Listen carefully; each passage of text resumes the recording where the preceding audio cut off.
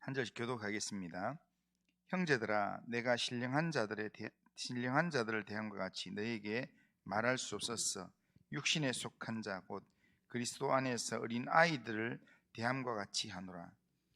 내가 너희를 젖으로 먹이고 밥으로 아니하였노니 이는 너희가 감당하지 못하였음이거니와 지금 또 못하리라. 너희는 아직도 육신에 속한 자로다. 너희 가운데 시기와 분쟁이 있으니 어찌 육신에 속하여 사람을 따라 행함이 아니리요. 어떤 이는 말하되 나는 바울에게라 하고 다른 이는 나는 아볼로에게라 하니 너희가 육의 사람이 아니리요. 그런즉 아볼로는 무엇이며 바울은 무엇이냐? 그들은 주께서 각각 주신 대로 너희로 하여금 믿게 한 사역자들이니라. 나는 심었고 아볼로는 물을 주었으되 오직 하나님께서 자라나게 하셨나니 그런즉 심는 이나 물 주는 이는 아무것도 아니로되 오직 자라게 하시는 이는 하나님뿐이니라. 심는 이와 물 주는 이는 한 가지이나 각각 자기가 일한 대로 자기의 상을 받으리라. 우리는 하나님의 동력자들이요 너희는 하나님의 밭이요 하나님의 집이니라. 내게 주신 하나님의 은혜를 따라 내가 지혜로운 건축자와 같이 터를 닦아두매 다른 이가 그 위에 세우나 그러나 각각 어떻게 그 위에 세울까를 조심할지니라. 이 닦아둔 것 외에 능히 다른 틀을 닦아둘 자가 없으니 이 터는 곧 예수 그리스도라. 만일 누구든지 금이나 은이나 보석이나 나무나 풀이나 집으로 이 터 위에 세우면 각 사람의 공적이 나타날 때에 그날 이 공적을 밝히리니 이는 불로 나타내고 그 불이 각 사람의 공적이 어떠한 것을 시험할 것임이니라. 만일 누구든지 그 위에 세운 공적이 그대로 있으면 상을 받고 같이 읽겠습니다.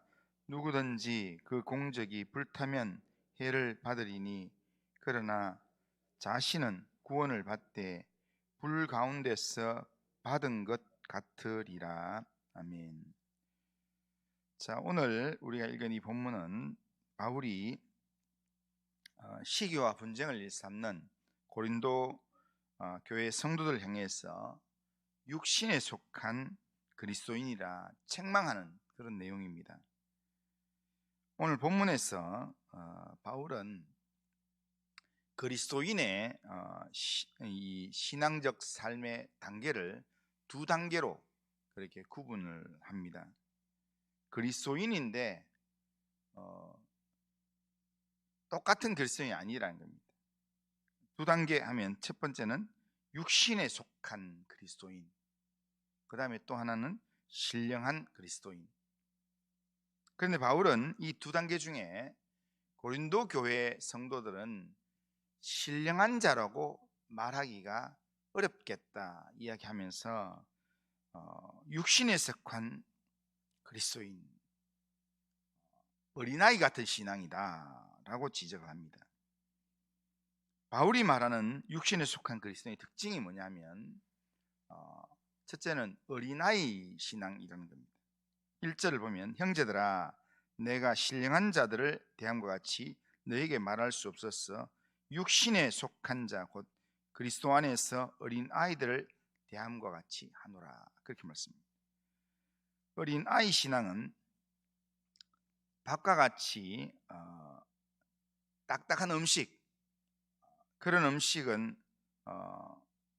소화를 잘 못합니다.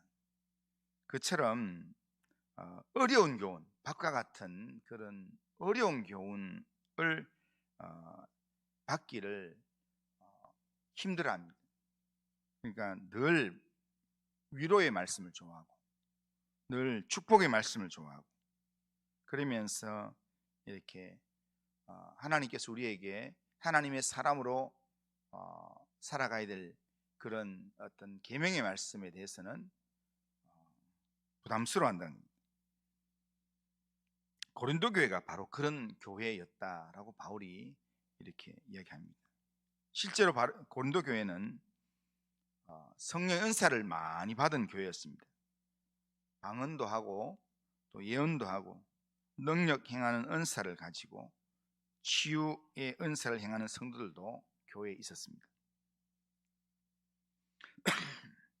그럼에도 불구하고 이 교회가 어린아이 신앙이었던 이유가 뭐냐면 많은 은사를 가진 성도들이 있는데도 불구하고 이 교회가 어린아이 신앙이었던 이유는 자기가 경험한 것만 좋아하고 그것만 인정하고 그 외에 다른 가르침은 용납하지 않으려고 하는, 내게 최고다 라고만 생각한다는 겁니다. 그래서 더 큰 은사인 참아주고 용납해주는 사랑을 제대로 이해하지를 못했습니다. 사랑으로 성도를 돌아보고 성도들에게 덕을 세우는 그런 삶을 제대로 살지를 못했습니다.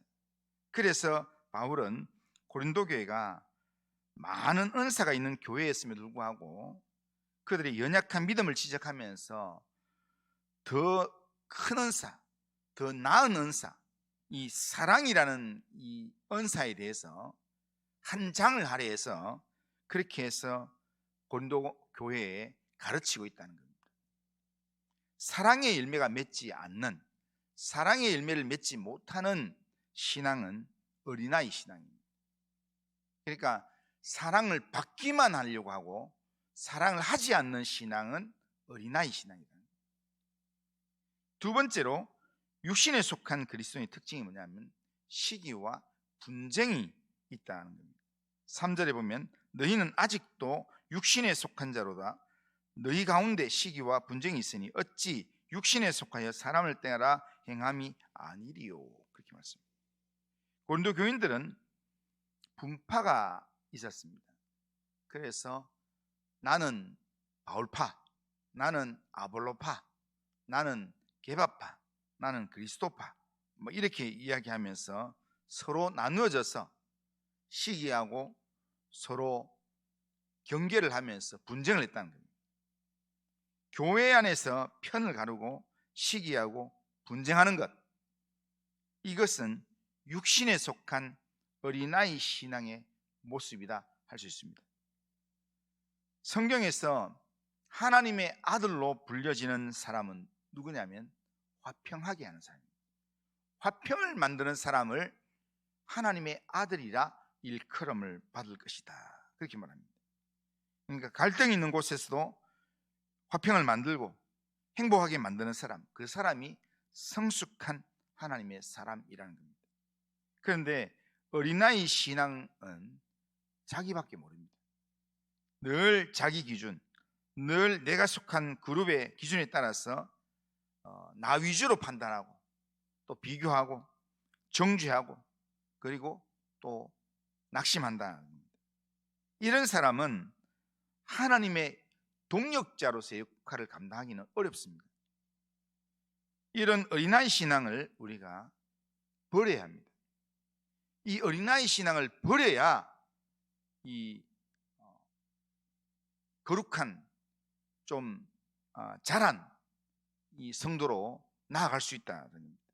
하나님의 눈으로 교회를 보고 성도 간에 서로를 보기 위해서는 어린아이 신앙을 우리가 이제 내려놓아야 합니다. 늘 죽만 먹으려고 그러고 젖만 먹으려고 하는 그런 신앙에서 딱딱한 음식을 먹기 시작해야, 그래야 자라간다는 겁니다. 근육도 생기고 그리고 이 몸에 소화력도 생기게 된다는 겁니다. 고린도 교회가 계파 간에 나는 아볼로파, 나는 바울파, 나는 게바파, 이런 분쟁으로 서로 경계하면서 시기하고 분쟁했습니다. 그런데 바울은 성도가 계파별로 서로 따로따로 나눠지는 게 아니라 하나님을 중심으로 하나라는 사실을 말하고 있습니다. 하나님이 맡기신 사역에서 바울은 심고 아볼로는 물을 주는 역할을 하고 또 게바는 교회를 전체적으로 대표하는 역할을 하고 그러니까 각자 자기가 일한 대로 자기 상을 하나님께로 받게 될 사역자들이라는 겁니다. 그러니까 바울도 사역자고 아볼로도 사역자고 게바도 사역자라는 겁니다. 오직 자라게 하시는 분은 특정 사람 누군가가 아니라 자라게 하시는 분은 오직 하나님이시다라고 바울은 이야기합니다. 그래서 바울은 9절에서 우리가 하나님의 동력자다 이야기합니다. 이 동력자라는 말은 하나님께서 맡기신 일을 감당하는 사역자다 이런 뜻입니다. 하나님이 맡기신 일들을 함께 감당하는 사역자.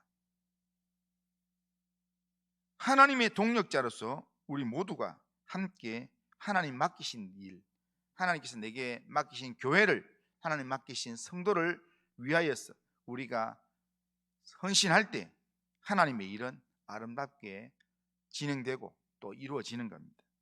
그러기에 우리는 육신에 속한 어린아이의 습성을 버리고 보냄을 받은 세상에서 특별히 교회 안에서 시기와 분쟁이 아닌 화평하게 하는 하나님의 사람으로, 하나 되게 하는 하나님의 사람으로, 하나님의 동력자로 신실하게 살아가야 합니다. 이것이 하나님이 원하시는 삶입니다. 바울은 오늘 본문 10절 이하에서 자신이 지혜로운 건축자 같이 틀을 닦았다라고 이야기합니다. 그러니까 자신을 건축에 비하면 지혜로운 건축자 같이 그렇게 교회를 세우는 일에 내가 쓰임 받았다라고 합니다.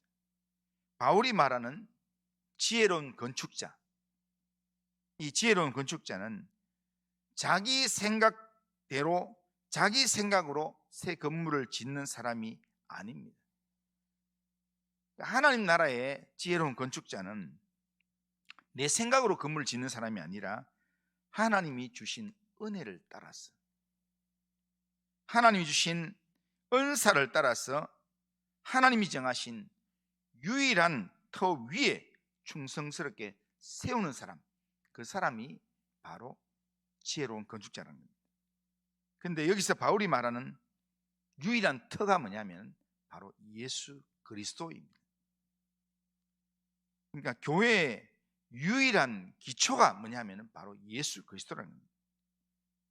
그렇기 때문에 거기에 세워지는 그런 교회라면 교회의 기초도 예수 그리스도여야 하고요, 교회의 사역도 예수 그리스도를 향해야 되고, 그리스도인의 가정 그리고 그리스도인의 인생의 기초도 예수 그리스도여야 한다는 겁니다.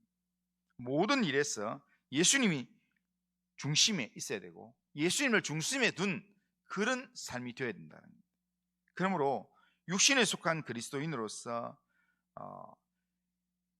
그 육신에 속한 그리스도인의 삶에서 벗어나서 하나님의 동력자로 살려고 하면 먼저 나 자신이 지금 무엇 위에 내 삶을 세우고 있는가, 이것을 우리가 질문하면서 나는 예수 그리스도의 터 위에 내가 내 이 신앙의 삶이 시작되었다라는 것을 우리는 분명하게 점검할 수 있어야 합니다.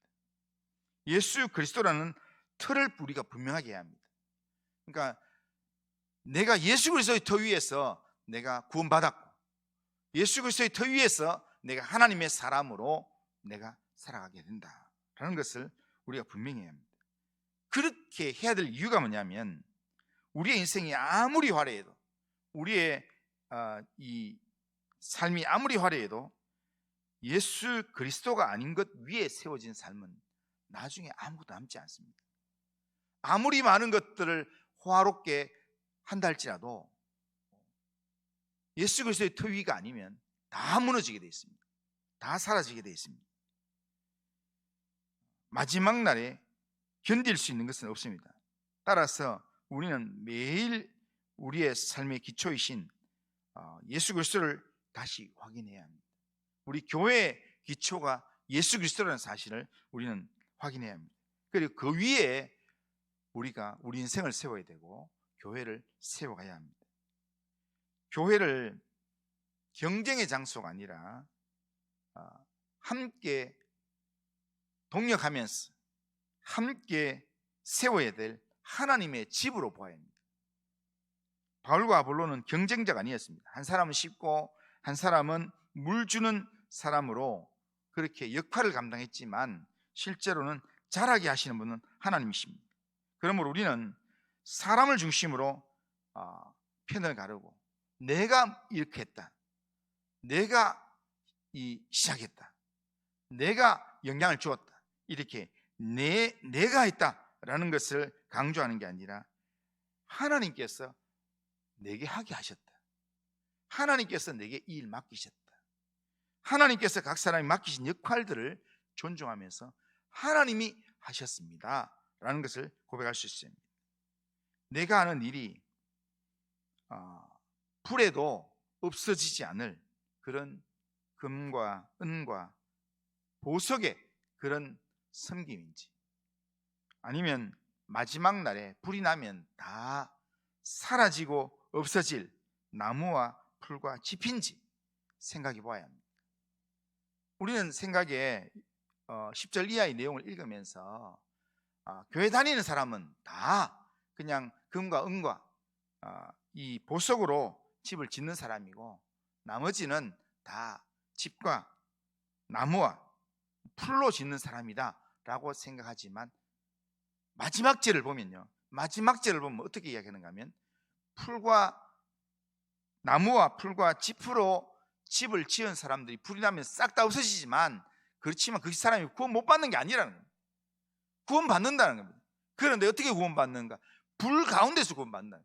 그 말은 무슨 말이냐면 그 사람은 예수 안 믿는 사람이 아니라는 겁니다. 예수 믿는 그리스도인 고린도 교인들 같은 이런 어린아이 신앙의 모습으로 그렇게 살았던 사람들은 마지막 때가 되면 내가 대단히 열심히 살았는 것 같지만 하나님 앞에서는 계산할 게 아무것도 없는 부끄러운 구원을 받게 된다라는 겁니다. 그러니까 오늘 우리는 봉사를 하더라도 불 가운데서 남을 만한 봉사를 해야 합니다.